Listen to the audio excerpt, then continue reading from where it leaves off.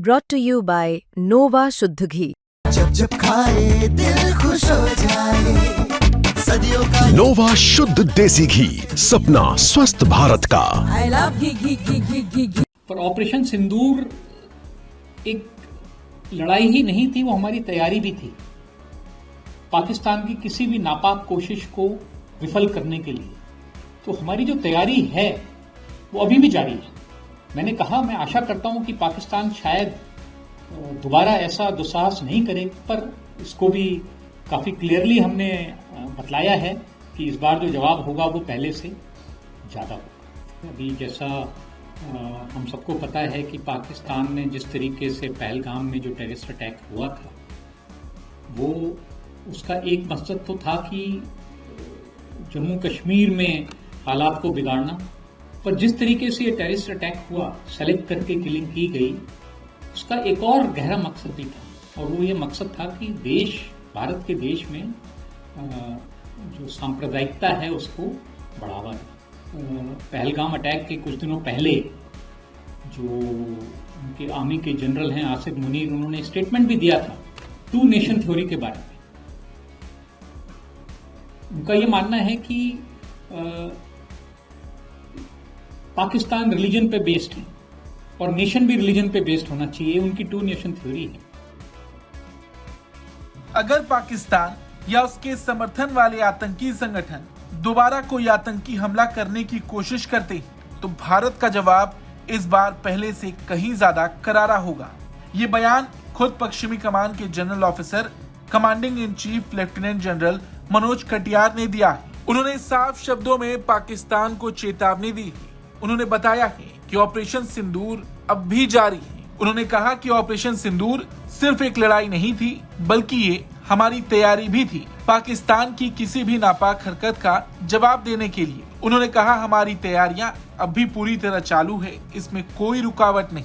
आपको बता दें, ऑपरेशन सिंदूर के तहत भारतीय सेना ने 7 मई की सुबह पाकिस्तान और पीओके में 9 आतंकी ठिकानों पर मिसाइल हमले किए थे। इन ठिकानों में भावलपुर में जैश-ए मोहम्मद का अड्डा और मुरीदके में लश्कर-ए-तैयबा का बेस शामिल था। ये कार्रवाई 22 अप्रैल को पहलगाम में हुए आतंकी हमले के जवाब में की गई थी। इसके बाद पाकिस्तान ने भारतीय सैन्य ठिकानों पर जवाबी कार्रवाई करने की कोशिश की, लेकिन उसे भारतीय सेना की तरफ से कड़ा और मुंहतोड़ जवाब मिला, जिसमें पाकिस्तान के मुख्य एयरबेस तक निशाने पर आए। और अब एक बार फिर से भारत की ओर से पाकिस्तान को चेतावनी दे दी गई है। 1965 भारत पाकिस्तान युद्ध की हरीक जयंती के अवसर पर मीडिया को संबोधित करते हुए जनरल कटियार ने कहा कि 10 मई को संघर्ष विराम के बाद जमीन पर स्थिति शांत है। हमें उम्मीद है कि पाकिस्तान दोबारा कोई दुस्साहस नहीं करेगा। हमें उस पर पूरी तरह भरोसा नहीं है। हमें लगता है कि पाकिस्तान या उसके आतंकी संगठन दोबारा कोई हमला कर सकते हैं, और तब हमारे पास कोई विकल्प नहीं होगा सिवाय इसके कि हम पहले से भी ज्यादा कड़ा जवाब दें। हमने साफ कह दिया है कि इस बार जवाब और भी ज्यादा सख्त होगा। इसी के लिए ऑपरेशन सिंदूर अब भी जारी है। ऑपरेशन सिंदूर एक तरीके से जो लड़ाई थी, जैसा कि आपको पता है, 7 तारीख को हमने स्ट्राइक किए थे पाकिस्तान के टेररिस्ट बेसिस पर। 10 तारीख को उसने फिर सीज फायर का रिक्वेस्ट किया था, जिसको हमने एक्सेप्ट कर लिया था। तो जो ग्राउंड पर लड़ाई थी वो एक तरीके से 10 तारीख को सीज फायर के बाद वो लड़ाई एक तरीके से शांत है। पर ऑपरेशन सिंदूर एक लड़ाई ही नहीं थी, वो हमारी तैयारी भी थी पाकिस्तान की किसी भी नापाक कोशिश को विफल करने के लिए। तो हमारी जो तैयारी है वो अभी भी जारी है, उसमें हमारा कोई रोक नहीं है। क्योंकि मैंने कहा, मैं आशा करता हूं कि पाकिस्तान शायद दोबारा ऐसा दुस्साहस नहीं करे, पर हमको पूरा भरोसा नहीं है इस बात पर। हमको लगता है कि हो सकता है पाकिस्तान या पाकिस्तान में रहने वाले जो टेररिस्ट ऑर्गेनाइजेशन है वो पाकिस्तान की शय पा करके दोबारा हमारे देश में कोई टेररिस्ट स्ट्राइक करे, तो फिर हमारे लिए कोई और ऑप्शन नहीं है सिवाय इसके कि हम पूरी तरीके से उसका जवाब दें। और इसको भी काफी क्लियरली हमने बतलाया है कि इस बार जो जवाब होगा वो पहले से ज्यादा होगा। तो इसके लिए हमारे लिए ऑपरेशन सिंदूर अभी भी जारी है। जनरल कटियार ने बताया कि पाकिस्तान का मकसद पहलगाम आतंकी हमले के जरिए जम्मू कश्मीर में हालात को बिगाड़ना था। इस दौरान उन्होंने पाकिस्तान के सेना प्रमुख आसिम मुनीर के भड़काऊ बयान का भी जिक्र किया। जनरल कटियार ने यह भी बताया कि जिस तरह से ये हमला हुआ, टारगेटेड किलिंग की गई, उसका मकसद भारत में सांप्रदायिकता फैलाना था। ये हमारे लिए एक बहुत बड़ी चुनौती थी। हमारा पड़ोसी देश लगातार भारत के धर्मनिरपेक्ष स्वरूप को चोट पहुंचाने की कोशिश कर रहा है।